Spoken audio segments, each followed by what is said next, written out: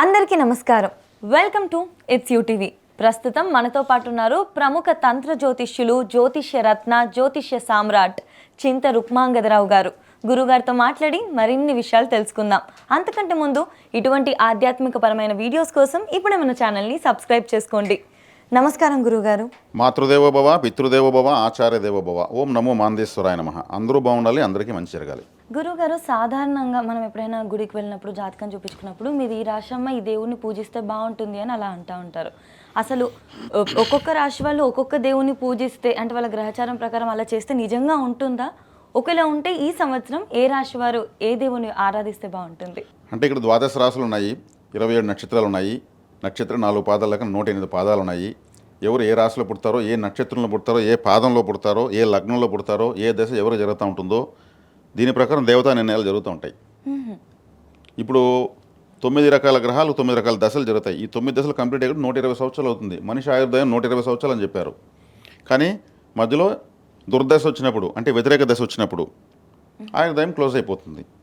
అంటే ఇప్పటివరకే వీళ్ళకు బ్రీతింగ్స్ ఉన్నాయి, ఆ తర్వాత వీళ్ళు గాలి పీల్చుకోవడానికి భూమిపైన అవకాశం లేదని అర్థం. దాన్ని ఆయుర్దాయం ఎంత అని అంటారు. అంటే ఈ జీవన ప్రమాణాన్ని పెంచుకోవాలంటే దేవతారాధనలకు వెళ్ళాలి అంటారు. కాబట్టి అందరికి ఈక్వల్గా దేవతారాధన రాదు.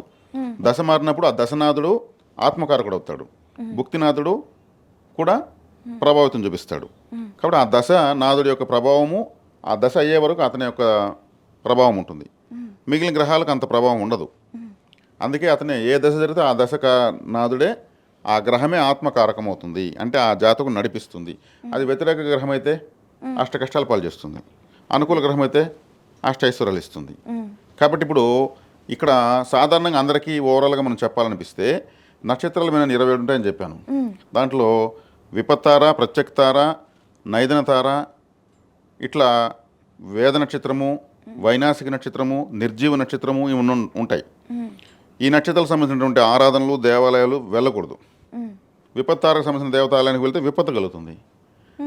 నైదనతారకు సంబంధించినటువంటి నక్షత్రానికి సంబంధించిన దేవతాలయానికి వెళ్తే నైదనము అంటే వైదవ్యము, లేదంటే ఏదో చెడిపోవడము, జరగరాని నష్టం జరగడం అని అర్థము, వెళ్ళకూడదు.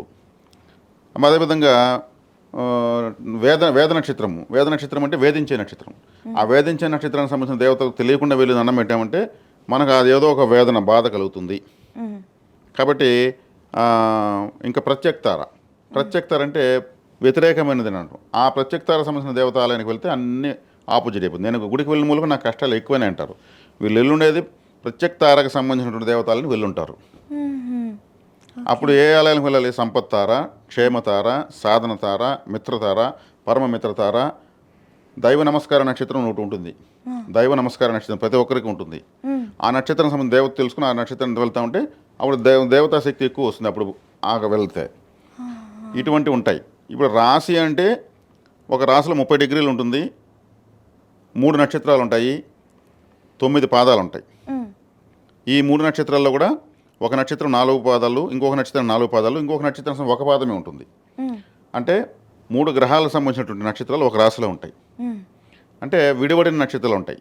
ఒక రాశిలో ఒక నక్షత్రం 1 పాదము, ఇంకొక రాశిలో ఇంకో 3 పాదాలు, ఒక రాశిలో 2 పాదాలు, ఇంకొక రాశిలో 2 పాదాలు, ఒక రాశిలో 3 పాదాలు, ఇంకొక రాశిలో 1 పాదము, ఇట్లా విడివడిన నక్షత్రాలు ఉంటాయి. అంటే 2 రాశుల ప్రభావం కలిగి ఉంటుంది. అప్పుడు దేవతా నిర్ణయాలు సూక్ష్మంగా తీసుకోవాలి. నేను డెప్త్లోకి వెళ్ళి మీకు చెప్పాను. ఇప్పుడు జనరల్గా తీసుకుంటే ప్రతి రాశి వాళ్ళు ఏ దేవతను ఆరాధించుకుంటే అంటే తమకు 2వ రాశి, వెనుకున్న రాశి. ఇప్పుడు వృశ్చిక రాశి వాళ్ళకు 12వ రాశి తులారాశి, 2వ రాశి ధనుసు రాశి. ధనుసు అంటే ఏమి? ఒక బాణము అని అర్థం, ఎక్కుపెట్టిన బాణము అంటే టార్గెట్. ధనుసు రాశికి అధిపతి ఎవరు? గురువు. అది దైవరాశి. ఆలయము అనేది ఏదైనా ఉంటే అది ధనుసు రాశి. ధనుసు రాశి ప్రభావం ఉన్న చోట ఆలయం కట్టబడుతుంది. ఒక పూజా స్టోర్ కానీ, యోగా సెంటర్ కానీ, ఒక టెంపుల్ కానీ, మసీదు కానీ, చర్చి కానీ, గురుద్వారా కానీ, ఏదైనా మందిరము, ఒక గీతా మందిరం కానీ, ఒక భజన మందిరం కానీ, ఒక ఆధ్యాత్మిక సమావేశం కానీ, ఒక పీఠం కానీ, ఏదైనా సరే ధనుసు రాశి ప్రభావం ఉన్న చోట మాత్రమే కట్టబడుతుంది. అది లేని చోట కట్టితే కూడా అర్థం లాగిపోతుంది. కాబట్టి ఆలయము అంటారు దాన్ని. కాబట్టి ఇక్కడ వచ్చేకాడికి గురువు దానికి అధిపతి. కాబట్టి ఈ ధనుసు రాశికి సంబంధించినటువంటి ఇప్పుడు గురువు రాశి కాబట్టి గురువుల ఆరాధన ఎక్కువ చేయాలి. గురు దక్షిణామూర్తి దత్తాత్రేయ, వీరబ్రహ్మణ్య స్వామి, రాఘవేంద్ర స్వామి, రమణ మహర్షి, రామకృష్ణ పరమహంస, మహావతార బాబాజీ, ఇట్లా ఎంతోమంది ఉన్నారు గురువులు. వాళ్ళు గురువుల ఆరాధనలకు ఎక్కువ వెళ్ళాలి. వీళ్ళు ప్రత్యక్షంగా వీళ్ళకి విద్య నేర్పించిన గురువులు, తండ్రిని, లేదా తల్లే గురువు అయితే తల్లిని, తల్లిదండ్రులు మించిన గురువులు ఉన్నారు. నేను ఇప్పుడు జ్యోతిష్యం చెప్పేటప్పుడు ఏమంటున్నాను, మాతృదేవోభవ, పితృదేవోభవ, ఆచార్య దేవోభవ అంటున్నాను. ఆ మాట చెప్పుకుంటే నేనేం చెప్పలేను. ఇప్పుడు నిన్ను మాట్లాడుతున్నప్పుడు నేను చేయాలి కదా పని. ఖచ్చితంగా. వీళ్ళకి మించిన దేవుళ్ళు ఎవరున్నారు? వీళ్ళు ముగ్గురిని పూజిస్తే ఏ దేవుడైనా మనకు పలుకుతాడు. అది ధనుసు రాశి సూచిస్తుంది. కాబట్టి మాతృ పితృ సేవ, గురు సేవ, ఇవన్నీ ఉన్నాయంటే ఆటోమేటిక్గా వాళ్ళకి వద్దన్న క్రమశిక్షణ ఉంటుంది. కాబట్టి నేను చెప్పాను, గురువులు ఉంటారు ప్రపంచానికి సందేశం ఇవ్వడానికి వచ్చి ఉంటారు. వాళ్ళు ఆస్తులు సంపాదించుకుని రియల్ ఎస్టేట్ చేయడానికి రారు గురువులు. వాళ్ళు వచ్చి ప్రపంచం ఎలా పోవాలో ఒక దశ నిర్దేశం చేస్తారు. జీసస్ క్రైస్ట్ కావచ్చు, మహమ్మద్ ప్రవక్త కావచ్చు, గురునానక్ కావచ్చు, ఒక మహావీరుడు కావచ్చు, ఇంకా మన హిందూ సాంప్రదాయంలో ఉన్నటువంటి అనేక మంది వేల మంది గురువులు కావచ్చు. వీళ్ళంతా ధనుసు రాశిలోకి వస్తారు. వాళ్ళు లేకపోతే ప్రపంచము అతోగతి పాలవుతుంది. ఒక మెంటార్. కాబట్టి ఇది గురు ఆరాధన. తులారాశి అంటే లక్ష్మీదేవి ఆరాధన చేయడం వల్ల వృశ్చిక రాశి బలపడుతుంది.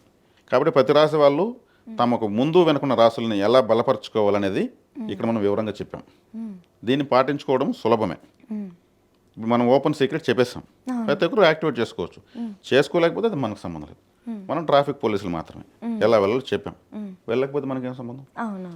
ఇది సమగ్రంగా క్లుప్తంగా ప్రతి రాశి ఫైనాన్షియల్గా సుఖంగా నిద్రపోయేదానికి పరిహారం.